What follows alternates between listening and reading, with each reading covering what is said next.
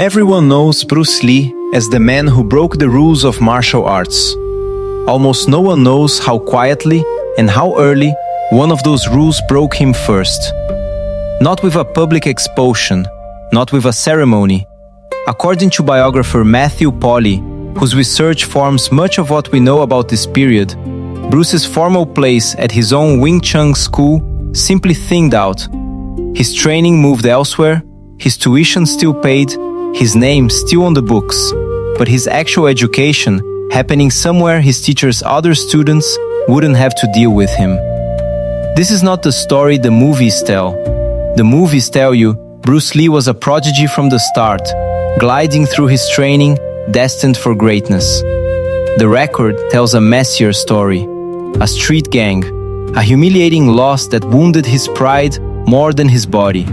A grandmaster managing a delicate situation the only way he could. And a teenager who turned every one of those setbacks into fuel for something no single school could contain. This is the making of Bruce Lee, before Hollywood, before Enter the Dragon, before the myth. Before Bruce Lee became a fighter, he was already a performer. Born in San Francisco in 1940, raised in Hong Kong, he appeared on screen as an infant and kept acting through childhood. Credited in close to 20 films by the time he was 18. In Hong Kong's film industry, he was already a name. But fame in Kowloon in the 1950s did not buy safety. The city's streets carried real gang violence, and a recognizable teenage face was, if anything, a bigger target. A name worth making an example of. So at 12 years old, by most accounts, Bruce joined a street gang known as the Junction Street 8 Tigers. He was, by every account, a natural fighter. Fast, aggressive, fearless. His first exposure to martial arts had come from his father, Lee Hoi Chuang, a Cantonese opera star who practiced Tai Chi. It's an internal art, built around balance and health rather than street combat. And it's widely reported that it did little for Bruce in an actual confrontation. He also picked up some hunga, the southern style, visible on his father's film sets. Again, without much practical payoff in a real fight. The lesson forming was hard to avoid. Raw aggression and borrowed styles both had a ceiling, and Bruce kept hitting it. The turning point wasn't a lesson, it was a beating. Though even that story has grown taller with every retelling.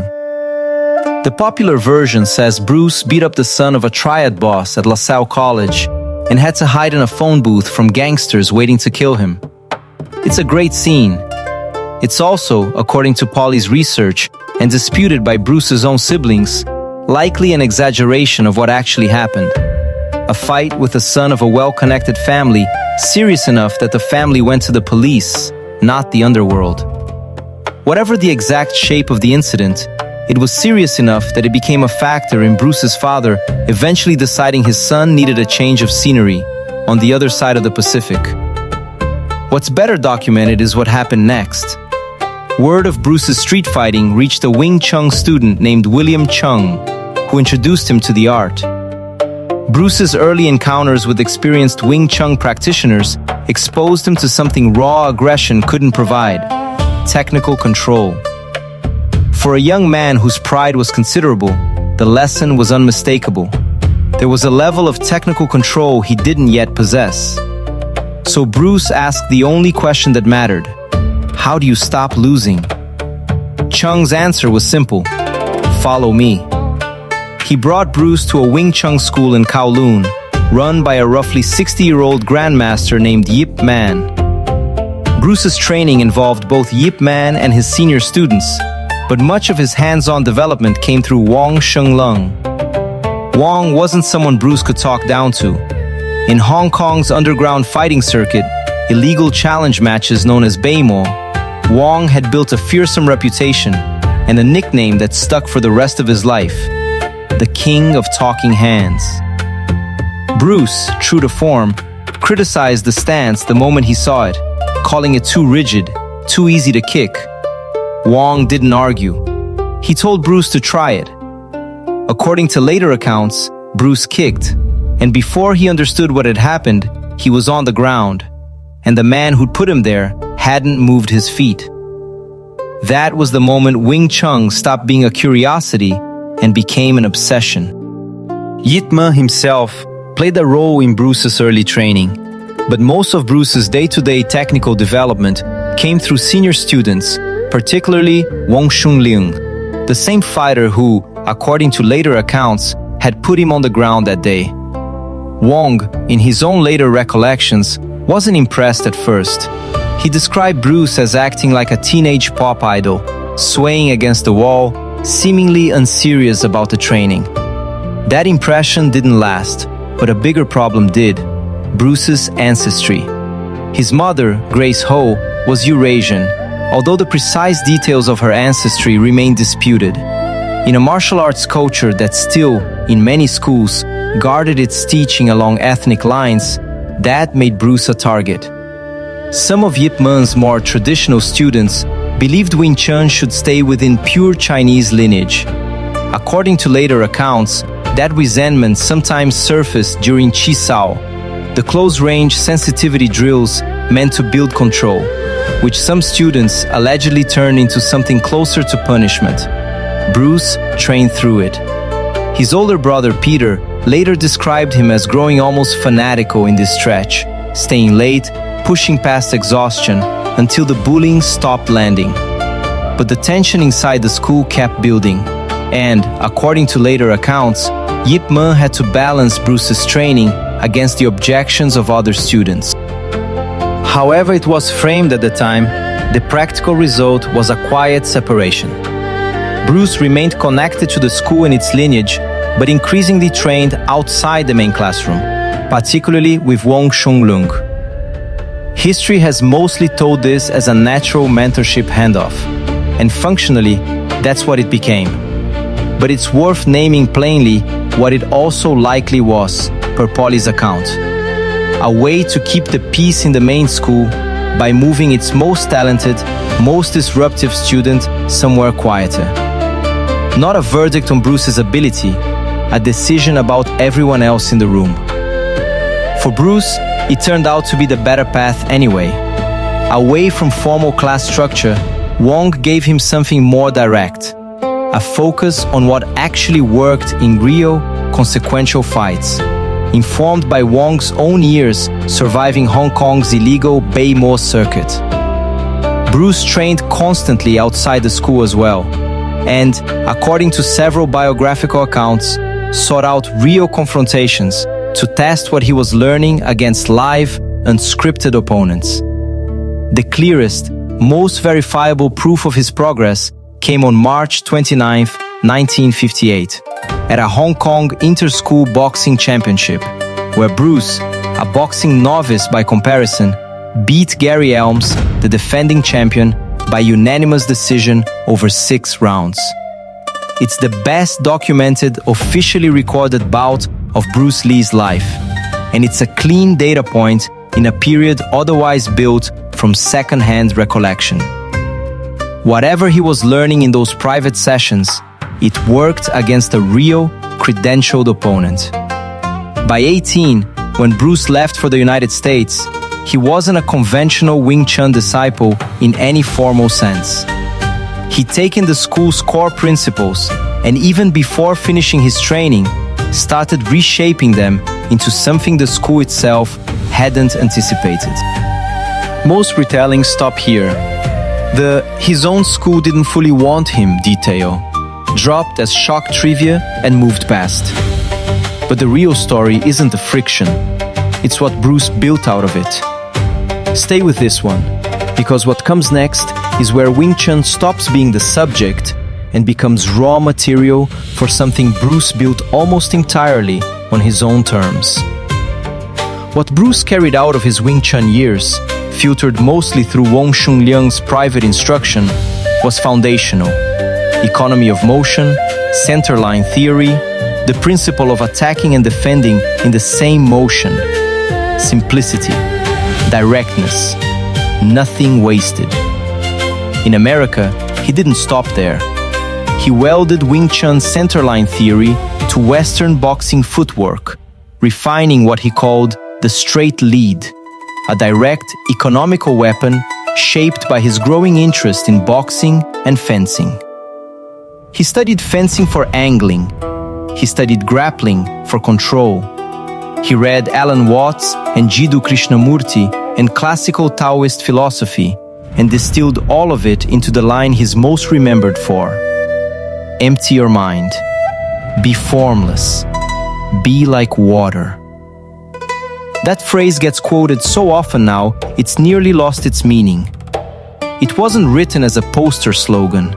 It was Bruce's answer to every rigid tradition that had tried to define him from the outside. By his mixed heritage, by strict form over function, by an institution's comfort mattering more than its most talented students' growth. He never disowned where it started. Several biographers note that Bruce returned to Hong Kong more than once in the years after and sought out Yip Man personally. And he spoke about his old teacher for the rest of his life with real respect, not resentment. Whatever the internal politics of his early training had been, Bruce never confused Yip Man's teaching with the school's discomfort around change. Here's the way we see it. By the time he formalized Jeet Kune Do, the way of the intercepting fist, it wasn't simply a rejection of Wing Chun. It was Bruce taking many of Wing Chun's own principles and pushing them further toward the kind of adaptability he wanted from a martial art. Further than the tradition that produced them was willing to go on its own. Here's the part the highlight reels never sit with. Bruce Lee spent most of his life being told, in one way or another, that he didn't fully belong. Too Chinese for Hollywood's early leading man casting. Too mixed heritage for the more traditional corners of his own Wing Chun school. Too unconventional for a martial arts establishment that measured legitimacy by lineage rather than results. He turned every one of those rejections into fuel, the same instinct that took a losing street fighter and turned him into someone who'd chase a technical answer with total obsession. It came at a cost. People close to him described a man who rarely stopped working, rarely stopped proving something, right up until his death on July 20th, 1973, at 32, a month before the release of Enter the Dragon, the film that would make him a global icon after he was already gone. Yip Man had died 7 months earlier, in December 1972, before Bruce's final year and before the worldwide explosion of Bruce Lee's posthumous influence. What he'd given Bruce, even through a training arrangement shaped as much by politics as by pedagogy, wasn't a finished style to preserve. It was a foundation solid enough to be outgrown, which echoes something Jigoro Kano also built into judo, the idea that its principles could continue developing rather than remaining frozen in a fixed set of techniques. Bruce Lee didn't inherit a finished martial art. He inherited a problem. How do you fight honestly, without wasted motion, without pretending tradition and truth are the same thing? And he spent his whole short life answering it. He never saw how far the answer traveled. Every mixed martial artist who cross-trains instead of specializing in one system. Every fighter who talks about what works instead of what's traditional. Every coach who tells a student to adapt instead of obey. That's Bruce Lee's real inheritance. Not the movie fights, not the 1-inch punch demonstrations, but the refusal to let a tradition's comfort outweigh a fighter's honesty. If this is the first Tatami Codex documentary you found, this series has already traced the same question backward, through Jigoro Kano's Kodokan, through Masahiko Kimura's fall and rise, through the Gracie lineage and the man who hunted it, Kazushi Sakuraba. Every one of those stories runs into the same tension between tradition and truth. Start anywhere, the threads connect. If Bruce Lee's story stayed with you and you want the sourcing behind everything in this documentary, here are the books that built it. Every link is below in the description. The place I'd start is Matthew Polly's Bruce Lee Alive, the most extensively researched modern biography of Bruce Lee and the source for most of the corrected details in this documentary, from the disputed story of Bruce's teenage street fights to the dynamics inside Yip Man's school. For Bruce's own words on the philosophy he built, there's Jeet Kune Do, Bruce Lee's commentaries on the martial way, edited by John Little from Bruce's private notes, as close as you get to hearing it in his own voice rather than a biographer's summary.